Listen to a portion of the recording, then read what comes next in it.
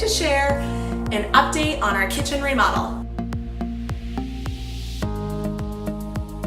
I recently shared all the before photos of our new home that we purchased, and we have plans of remodeling top to bottom.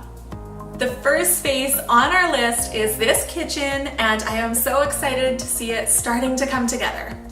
A kitchen remodel is totally all-consuming. It's a huge undertaking, and with a family of 6, I have 4 kids aged 4 and under. I mean, cooking and feeding my family has been a challenge. But today isn't about that. It is not about us eating in our driveway. Today is about this kitchen and our dreams coming together. So today I want to share the design plans for the kitchen as well as our progress update, how things are going so far and things that we've run into, some challenges, and yeah, just take you along on the journey. If you are looking for more information on the design plans, I have a whole blog post about that. So I will link that below and you can check that out. That includes all the sources, all the paint colors, all the everything, and why we did this. So I will link that below, but let's dive in. Before we get started, if you have not yet subscribed, I would so love if you did that below so you don't miss out on any more DIY, home decor, or renovation videos. This space that I'm standing in right now used to be our dining room, and our kitchen was kind of over there, and then on the other side of that was like a little tiny breakfast nook that didn't have room for a table or anything, so it was just wasted space. What we did is we took down the wall in between the two and flipped them, so we gained back that breakfast nook space. What we also gained was an amazing view out the kitchen sink window and access to the living room from the kitchen. So now when I'm cooking in the kitchen, I can see my baby learning to walk. I can be a part of the conversations when we have family friends over, whether they're in the living room or in the kitchen. And that's something that I had in the last house that I really loved and I didn't want to lose by moving. So those are our main reasons for moving the kitchen. It was a bigger undertaking, of course, than just replacing the kitchen where it stood, but I think it's going to be so worthwhile. This kitchen kind of coming to life before our eyes is such a huge dream, not only because we will get to feed our family in a dining room and cook in a kitchen again, but because I worked really hard at the design plans, and I mean, we spent so much time going back and forth between colors and, you know, is colored cabinets a risk or what? And we've had some hiccups along the way, but seeing it kind of put together and starting to come to life, we are just in love with the choices that we've made. So I'm excited to share that with you.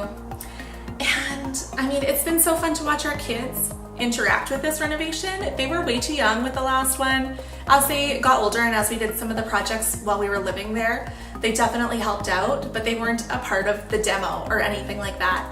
And it has been so fun to watch them swing their hammers and pull wires and just have a great time and feel like they've really been a part of this process. So if you want to renovate, but you're nervous about doing it with kids around, I can tell you it is so amazing and it's memories that they'll never forget. So yeah, without anything left to chat about, let's take a look. Hey guys, so I am just here in my kitchen. I wanted to do some more updates about our renovation through video instead of just posting pictures like I have in the past. So I'm going to give you a little bit of a tour of what we're doing and where we're at in that. So this here is what, like from right there to like right there is what used to be our kitchen. And then this little nook over here was just empty. Maybe it was meant to be a breakfast nook. And then over here was our dining room. You can see our table still in there. And that is where we're moving the kitchen to, because there's a big fireplace right here in the middle of the kitchen that we couldn't get through to open it up towards the living room. And having young kids, that was something that was really important to me. So over here, there's like a nice like 6-foot opening, 7 feet, like 78 inches. Anyways, opening there to the living room. And right here is our windows that have an awesome view. And so I thought, how great would it be to be able to look out the back windows and see the kids playing in the yard, and also check out that view with all of the with all of the dishes that I do, having, you know, 4 kids. So that is our plan. I'm really excited about it. So at this point, we have done all the demo, we've pulled everything out and figured what we can do. And we've designed it, we've ordered our cabinets, and so we are hustling to get drywall up, electrical done, plumbing done, so that we can have our drywall finisher in here while we're camping. And when we come back, then we can paint and get on our way, because cabinets are coming in like 2.5, 3 weeks, which is crazy to me. I feel like it's really, really quick. We were able to get in on a cancellation, which is nice. Usually it's like a 10-week wait, and 10 weeks without a kitchen, it's just a lot, you guys. So here we are.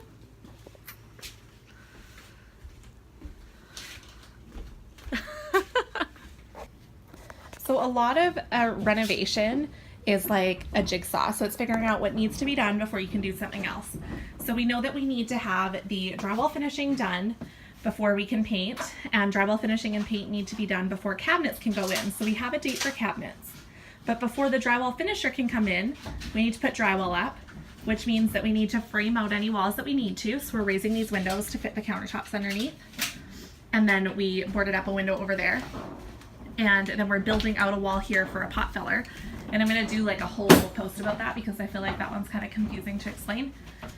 But we need to do all that framing. We need to do all the electrical behind the wall. So we're moving lights, moving light switches, moving plugs, because you want more plugs in your kitchen, of course, than your dining room.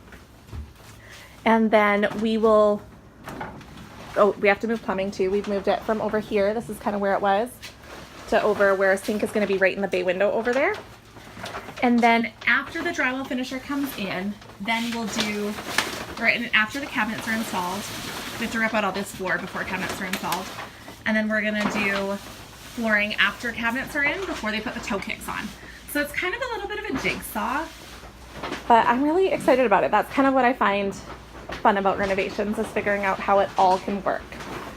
And for flooring, while we're on the topic, this has been my biggest stress point yet. So the old kitchen flooring is this vinyl tile, and the old dining room flooring, which is run through the entire upstairs of the house, including all the bedrooms. We wanted to carry this through and just make it one big open space, because we opened this up to the entrance a little bit and have this open to the living room. We thought that would be really nice and cohesive, but it's discontinued for almost 5 years now, and we can't track down anywhere. We have 5 boxes and we need probably like 12 to finish the space. So we have decided, after much debate, our choices were either to tile the entryway, dining room, kitchen, and then have transitions here and there, and like through the entryway, or to rip up all this flooring from the whole upstairs of our house, possibly use it in parts of the basement, and run new flooring through the entire house. And that's what we've decided. So we're gonna have a big flooring project ahead of us now, instead of just a little patchwork. But it's good. I'm really excited about the new stuff that we chose. I'll share that soon. Ooh, one other thing I wanted to share, because I feel like I've seen a lot of people who have the flat ceiling in what is their kitchen, and then the textured ceiling everywhere else in their house. And this texture isn't really bad. Like, it's a little bit speckled, but it's not like the big popcorn. And I know a lot of people like the idea of scraping the ceiling, but to me that is just not in my, I don't want to spend my time doing that. So we have a drywall finisher who's amazing, and we had him do this in our last house too. So when we patch the ceiling like this, he actually can match the texture to that, so you can't tell that there was ever a seam there. And why that's important is because if you look in our living room, a wall was taken out right there and they just put a board over it to patch it, thinking like, that looks better than trying to match the drywall. But it doesn't. You can get it matched. You can get like light fixtures, the holes patched and matched. It's amazing, guys. The other video killed the radio star, Brian. Nice to meet you. So that's one thing that we always have hired out, is the drywall finisher, because that makes such a huge difference. I feel like we can board ourselves, we can do framing ourselves and all this other stuff ourselves, but drywall finishing is something that can make or break it, make it look really great or make it look a little bit, yeah, you did that yourself. So we are at the point of drywall, which means that the entire kitchen is tarped off to keep the drywall dust from coming into the rest of the house. But there's walls. Oh my gosh, look at that, guys. It's pretty exciting to see it transforming into something that is like a room, and there's holes where the lights are gonna be, and switches where there's gonna be switches. So these are gonna be windows, so it doesn't look like there's walls there. But we don't have the windows in yet, so we've just insulated those and tacked plywood up on the outside. So we look really classy from the outside, but that's okay. And then over here, you can see that right there. That is the bump out that we are doing because we are doing a pot filler, and that's an exterior wall. So that's something that I'm really excited about doing. I'm gonna share a whole tutorial about that, but in the meantime, like, it's gonna be neat to have the whole oven and the counter cabinets around the oven bumped out a little bit. It's gonna kind of set it apart and hopefully be a design feature as opposed to just something to hide the plumbing. And then over here, you can see we've got all this jagged walls. And these, we're actually gonna set cabinets back in the fridge back here. And then in front of these, we're gonna do thinner cabinets there that are gonna be flush with the fridge and these cabinets over here. So it's gonna kind of hide how weird and wonky that wall is and give us a full height pantry wall that's completely flush on the front. All right, so today is a big day. Today we get our cabinets, and I'm not gonna lie, it was a bit of a time crunch for us to be ready for cabinets. I got up at sunrise this morning to do the second coat of paint on any walls that will be touching the cabinets, just so that we don't have to paint after they're installed. And I'm tired now, but it's ready. So we got our walls painted with this bright white. It's called Expert White from General Paint. And we did 2 coats just to make sure that that went on really evenly. And we have all of our boxes just wired like this, so they're ready for the electrical to be kind of plugged in after that. And then the pot filler wall, which I know I've kind of talked a lot about, we have it built out 3 inches here that we're building out all the cabinets around it.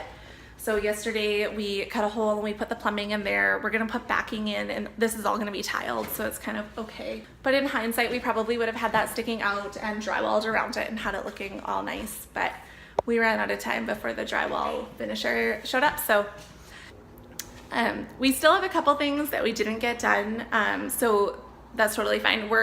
The dishwasher is going right here, so we do need to pop wiring up through the floor, but it's an unfinished basement on this side of the house, so that's gonna be after it's in. So we're gonna run the water line, the drain, and the electrical just through the floor here. And then we have windows here and here, but you'll notice these 2 windows still have plastic over them, and that's because when we got them in, we realized we could have done like an extra 2 inches on each window, and since they're really small windows, I feel like that's worth the hassle of returning them and ordering new ones. So we're gonna be without windows for a couple more weeks, like a few more weeks. But that's okay. When they're done, they're gonna be a little bit bigger and it's gonna be great. So then on this wall too, we also have some wiring that wasn't done. We're putting an appliance garage on this wall here. So we need to drop electrical down. We're gonna do it just behind the cabinets through the ceiling.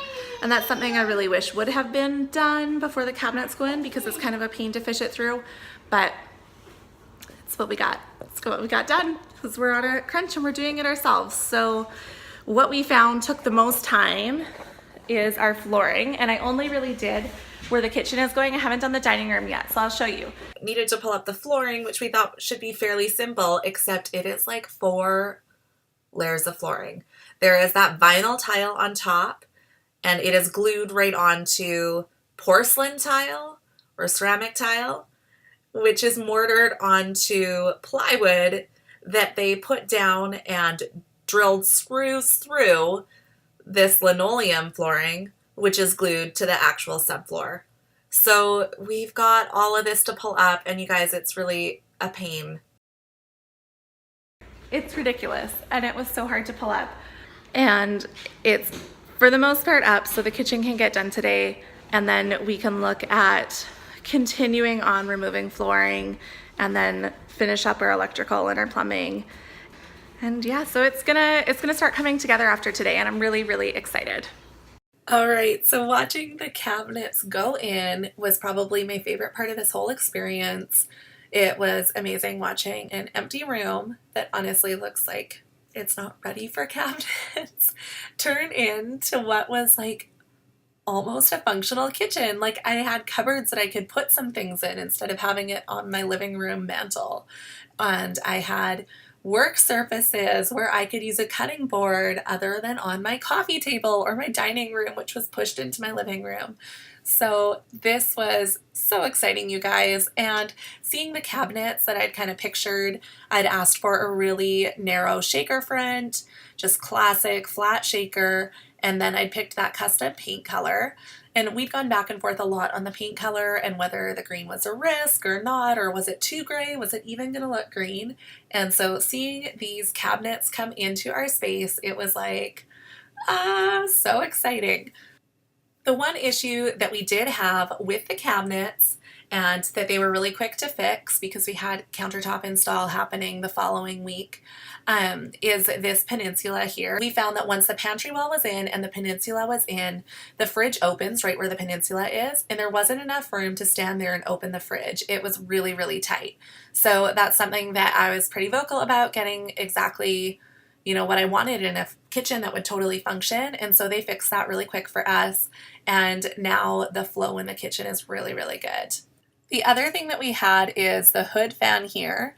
It opened, which I didn't realize, which is so exciting, but the crown around it, I was really not impressed with. I just wanted really simple, but it was sunk in instead of built out. And so I mentioned that, and the installers were so great. They're like, yeah, we totally see that. So when they came back to install the floating shelves, they built that up a little bit more too, and now I really love the way that it looks. The open shelving, we have really big lights over it. So I love that they took the time to hold up the lights and to get me to kind of like, yes, no, move it up an inch, move it down an inch. And so now we're really happy with how those shelves are placed and how they look. And honestly, I am so impressed with how this all came together, you guys. All right, so the last thing that I'm going to show in this video update is that we had our countertops installed. This was after the appliances were delivered, and this was really just like what transformed it into a room. So I'm not going to show you the whole thing after this. You'll see that we also had our hardware installed. The hardware is beautiful matte black hardware. It's called North Dalston. It's from Liberty Hardware. And then those countertops, oh my gosh, they're amazing. They are a solid surface quartz, which is something that we really wanted in this house. Those are from the Silestone line called Lagoon, and that's made by Cosentino, and they really are so beautiful and so functional, you guys. So seeing those go in, that was like a total game changer. So I'm going to leave it at this for this video, and the next time that I show you guys, it's going to be done, which hopefully will be very soon. Thank you so much for watching. I hope that you enjoyed this video. If you did, make sure you give it a thumbs up and subscribe so you don't miss out on any more DIY or home decor or renovation videos. We'll see you next time.